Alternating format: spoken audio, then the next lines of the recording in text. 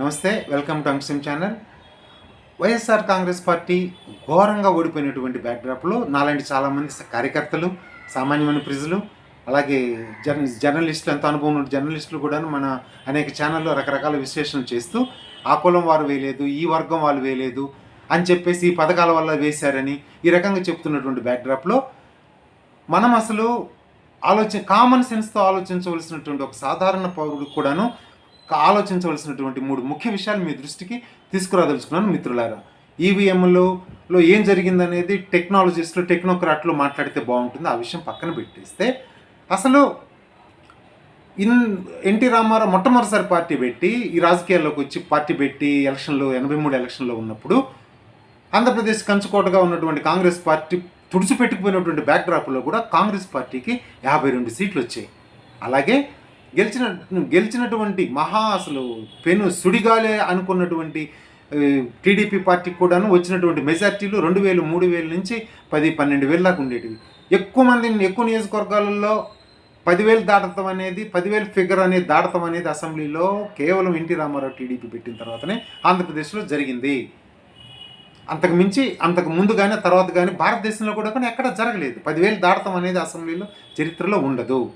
అది ఒక విషయం. అయితే ఈ 90,000 మెజార్టీ వచ్చేటటువంటి నియోజకవర్గాలు ఎలా ఉంటాయంటే, ఉదాహరణకి సిద్దిపేట హరీష్ రావు లక్ష మెజార్టీ కూడా క్రాస్ అనేటువంటి నియోజకవర్గం. అక్కడ ప్రత్యర్థి పార్టీ అయినటువంటి కాంగ్రెస్ పార్టీ ఎక్కడ నామమాత్రపు ఉనికి కూడా ఉండదు. జెండా పట్టుకునేవాడు ఉండడు. మీటింగులు పెడితే 100 మంది జనం రారు, ఏజెంట్లు కూర్చోరు. ఏదో ఉందంటే ఉంది, అంతే, పోలింగ్ జరిగిపోతూ ఉండేదన్నమాట.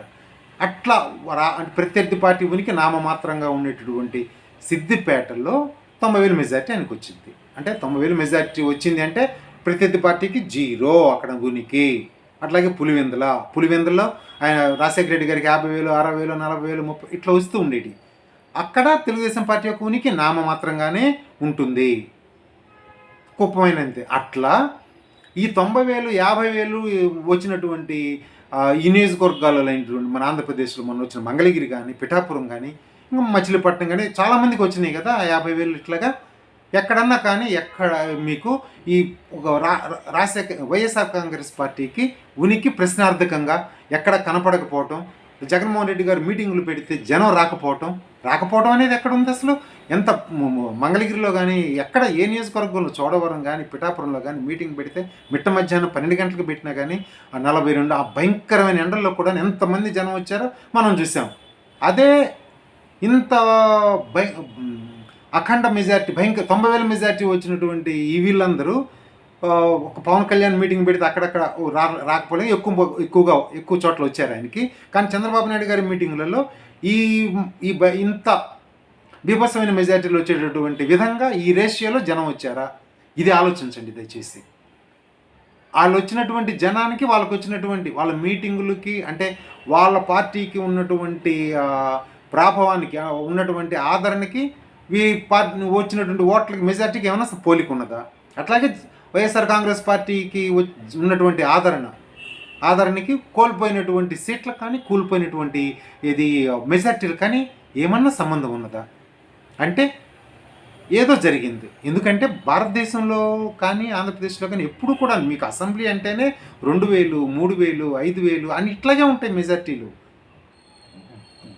రాష్ట్రం మొత్తం మీద 2-3 నియోజకవర్గాలు ఉంటాయి.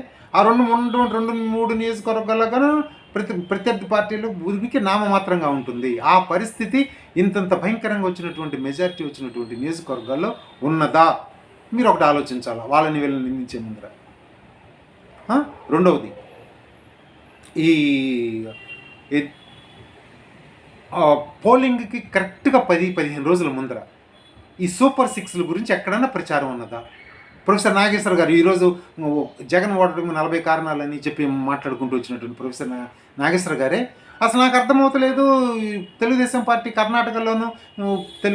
కర్ణాటకలో కాంగ్రెస్ వాళ్ళు కానీ, తెలంగాణలో కాంగ్రెస్ కానివ్వండి, విపరీతంగా వాళ్ళ యొక్క ఫ్రీ బస్సు గురించి, ఫ్రీ కరెంట్ గురించి విపరీతంగా ప్రచారం చేసుకున్నారు. వీళ్ళు అసలు ప్రచారమే చేస్తలేదు, నాకు ఎందుకు అర్థం కాదు, ఆశ్చర్యంగా ఉందని చెప్పుకొచ్చారు. అంటే 10-15 రోజుల ముందరే ఏదో సెటప్ జరిగిపోయింది అనేది ఇక్కడ మనకు క్లియర్గా అర్థమవుతుందా? అనుమానం వస్తుందా? కనీసం అర్థం కావడానికి మనకు ప్రూఫ్ లేవు అనుకుందా, ఆధారాలు లేవనుకుంటే అనుమానం అయితే వస్తుందా? కామన్ సెన్స్తో ఆలోచించండి. ఈవీఎంలు ట్యాంపరింగ్ అయ్యిందనేది టెక్నోక్రాట్స్ తెలుస్తారు, అది వేరే సంగతి.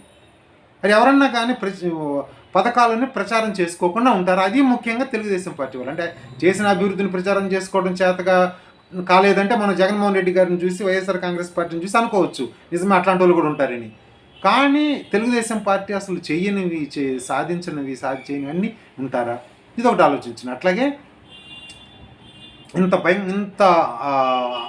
భయంకరమైన మెజారిటీలు ఇవ్వడానికి ఎన్టీ రామారావు లాగా ఆయన మొట్టమొదట పార్టీ పెట్టినటువంటి బ్యాక్డ్రాప్ కాదు ఇది. ఆయన ఇప్పటికే 14 సంవత్సరాలు ముఖ్యమంత్రికి చేసినటువంటి మనిషికి ఆయన యొక్క అంటే విశ్వసనీయత అసలు ఏమాత్రం లేనటువంటి మనిషికి, నమ్మకం లేని ప్రజలు నమ్మనటువంటి బ్యాక్డ్రాప్లో ఆయన పరిపాలన మళ్ళీ కావాలనుకుని ఇంత మెజారిటీలు ఇస్తారా? పరిపాలన కావాలనుకోవచ్చు, ఆయనకి గెలిపించవచ్చు, వైఎస్ఆర్సీపీని ఓడిపించవచ్చు, కానీ ఇంతంత మెజారిటీలు ఇస్తారా? ఇన్ని సీట్లు ఇస్తారా? ఇది ఒకటి ఆలోచించండి. మరొకటి, మీకు సెఫాలజిస్టులు ఉన్నారు కదా, అంటే ప్రీ పోల్లో కానివ్వండి, ఎగ్జిట్ పోల్లో కానివ్వండి, పోస్ట్ పోల్లో కానివ్వండి, ఎప్పుడైనా కానీ వాళ్ళు ఒక సైంటిఫిక్గా జనాలతో మాట్లాడి వచ్చిన సెఫాలజిస్టులు ఏం చెప్పారు? ఎక్కడ కానీ చంద్రబాబు నాయుడు గారి పథకాల పట్ల జనాలు ఆకర్షితులయ్యారు, వాళ్ళు చంద్రబాబు నాయుడు గారి పట్ల నమ్మకాన్ని వ్యక్తం చేశారు, కాకపోతే చంద్రబాబు గారిని రావాలనుకుంటున్నారు అని ఎక్కడన్నా ఎవరన్నా చెప్పారా? అందరూ వైఎస్ఆర్ కాంగ్రెస్ పార్టీ వస్తుందని చెప్పి ఉండొచ్చు, అవి నిజం కాకపోయి ఉండొచ్చు. అది ఫలితాల విషయం పక్కన పెడితే అసలు సెఫాలజిస్టులు ఎంతోమంది మనుషులు కలిసినటువంటి సెఫాలజిస్టులు ఎక్కడన్నా చంద్రబాబు నాయుడు గారికి సానుకూలత ఉన్నది ఈ కారణాల వల్ల, ఈ కారణాల వల్ల, ఈ పథకాల వల్ల, ఈ మాటల వల్ల ఉన్నది అని చెప్పేసి ఒక్కరన్నా చెప్పారా? చెప్పలేదు. మనం కానీ 15 రోజుల ముందు కామ్గా ఉన్నవాళ్ళు తర్వాత ఎగ్జిట్ పోల్ రాగానే ఒక కేకే సర్వే తోటి 160 సీట్లు ప్రచారం చేసుకున్నారు. ఇది ఒక డౌట్ పడాల్సినటువంటి విషయం. అన్ని సీట్లు రావటం ఇది ఒక డౌట్. అట్లాగే పోలింగ్ ముందర పందాలకి ఎక్కువ మంది వాళ్ళు రాలేదు, కానీ తర్వాత పోలింగ్ అయిపోయిన తర్వాత మాత్రం వాళ్ళు లోకేష్ చెప్పాడని చెప్పేసి 160 సీట్లు మనకు వస్తాయని లోకేష్ చెప్పాడని 1-2 బెట్టింగ్లు కూడా విపరీతంగా ఎగబడ్డారు. అసలేంటి జగన్మోహన్ రెడ్డి గారి పరిపాలన ఏంటి, ఇతనికి నమ్మకం లేనటువంటి మనిషికి ఎట్లా వస్తాయి ఇన్ని సీట్లు అని చెప్పేసి అందరూ ఆశ్చర్యపోయి ఏదో జరుగుతుందని ఆ రోజు డౌట్ పడి ఉండొచ్చు. అది సరే, అది వేరే సంగతి.